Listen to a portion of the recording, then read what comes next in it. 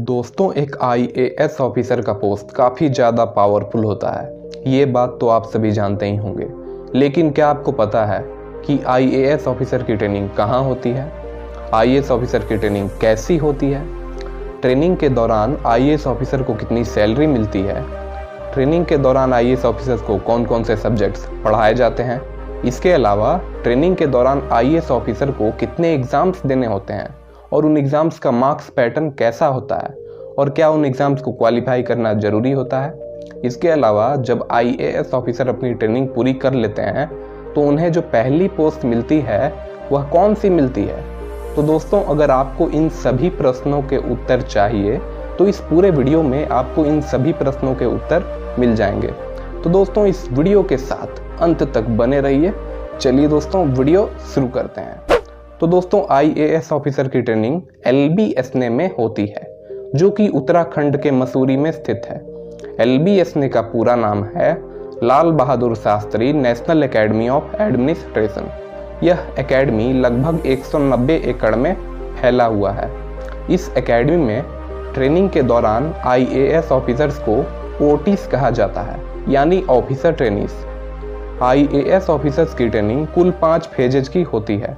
सबसे पहले foundation course होता है, उसके बाद फेज 1 की ट्रेनिंग स्टार्ट होती है। फेज 1 के बाद डिस्ट्रिक्ट ट्रेनिंग होती है और डिस्ट्रिक्ट ट्रेनिंग के बाद फेज 2 की ट्रेनिंग होती है और सबसे अंत में असिस्टेंट सेक्रेटरीशिप होती है। तो दोस्तों, सबसे पहले बात करेंगे फाउंडेशन कोर्स के बारे में। फाउंडेशन कोर्स की अवधि 3 महीने की होती है। फाउंडेशन कोर्स के दौरान आईएएस ऑफिसर्स के साथ साथ दूसरे सर्विसेज के सिविल सर्वेंट्स की भी ट्रेनिंग होती है। फाउंडेशन कोर्स शुरू होने के 1 महीने बाद से सभी ऑफिसर ट्रेनीज को सैलरी मिलनी शुरू हो जाती है।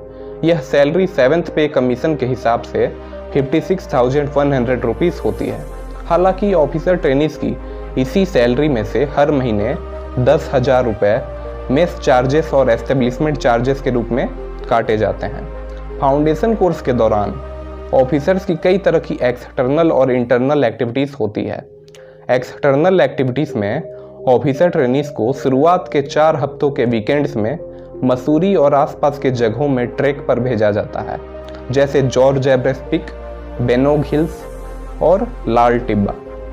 इसके अलावा वीकेंड ट्रैक्स खत्म होने के बाद एकेडमी द्वारा 100 किलोमीटर का हिमालयन ट्रैक भी आयोजित होता है। इस ट्रैक में ऑफिसर ट्रेनीज को पार्टिसिपेट करना कंपलसरी होता है। ऑफिसर ट्रेनीज को 15 से 20 ग्रुप्स में डिवाइड करके इस ट्रैक पर भेजा जाता है। हर ग्रुप में 20 से 22 ऑफिसर ट्रेनीज होते हैं। यह ट्रैक लगभग 10 दिनों तक चलता है। इसके अलावा फाउंडेशन कोर्स के दौरान ऑफिसर ट्रेनीज का 1 हफ्तों का विलेज विजिट भी होता है। इसके तहत ऑफिसर्स को कई ग्रुप्स में डिवाइड करके भारत के विभिन्न राज्यों के गाँवों में ले जाया जाता है। ऑफिसर्स को ग्रामीण जीवन की वास्तविकताओं और जटिलताओं से अवगत कराया जाता है। इसके अलावा ऑफिसर ट्रेनीज को वहां यह देखना होता है कि सेंट्रल गवर्नमेंट या स्टेट गवर्नमेंट द्वारा संचालित स्कीम्स गांवों में लोगों तक पहुंच पा रही है या नहीं। इसके अलावा ऑफिसर ट्रेनीज को ग्रामीण क्षेत्रों में गरीबी, अवसरों की असमानता और विभिन्न सुविधाओं के अभाव जैसे विभिन्न पहलुओं को कवर करते हुए एकेडमी पहुंचने पर एक रिपोर्ट प्रस्तुत करना होता है।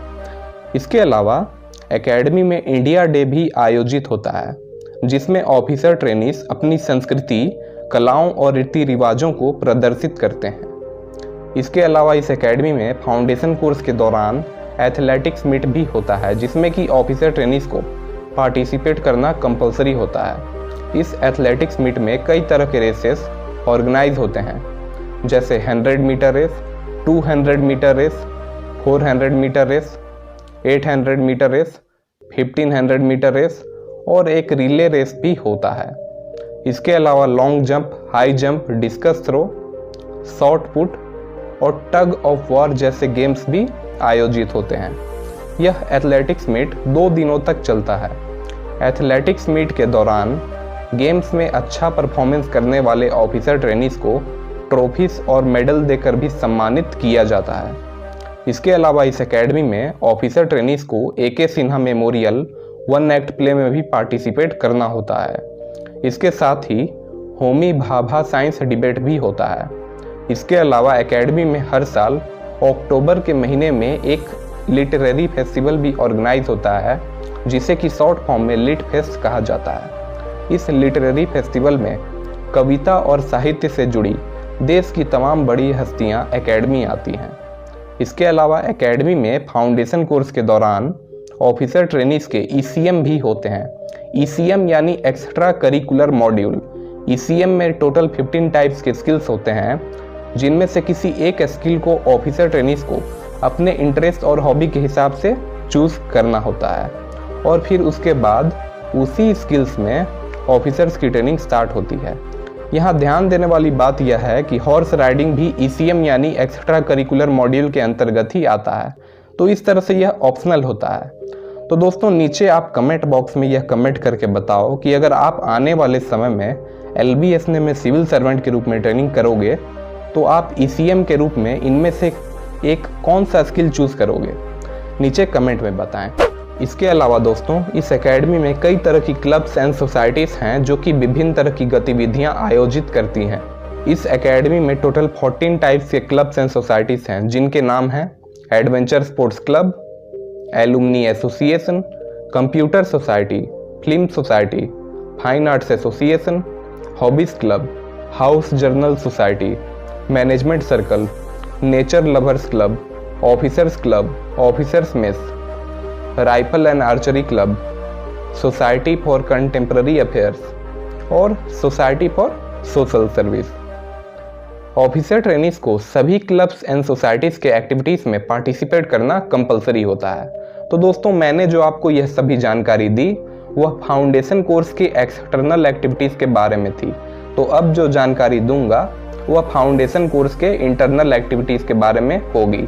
इंटरनल एक्टिविटीज़ में ऑफिसर ट्रेनीज के क्लासेस होते हैं जो कि LBSN की इसी ज्ञानशिला बिल्डिंग में होती है।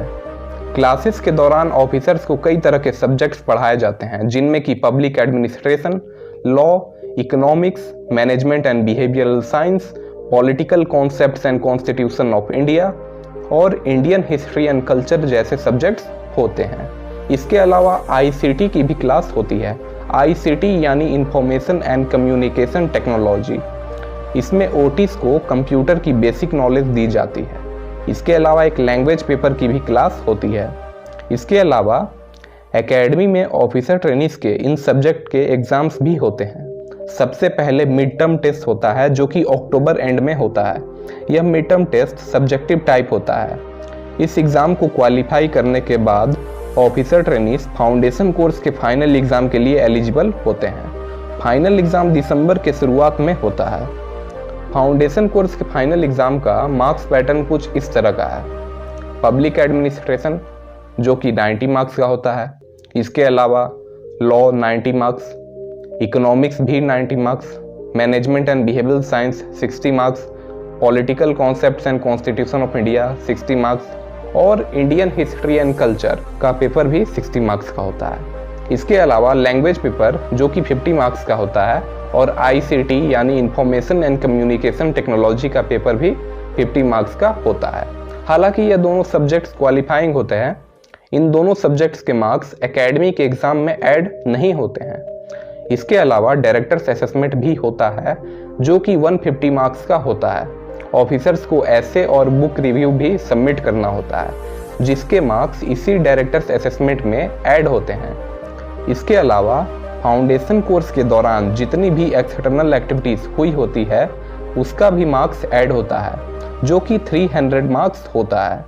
तो दोस्तों इस तरह से अगर फाउंडेशन कोर्स के टोटल मार्क्स की बात की जाए तो टोटल 900 मार्क्स होते हैं। ऑफिसर ट्रेनीज को नेक्स्ट स्टेज में एलिजिबल होने के लिए फाउंडेशन कोर्स का एग्ज़ाम क्वालिफाई करना जरूरी होता है।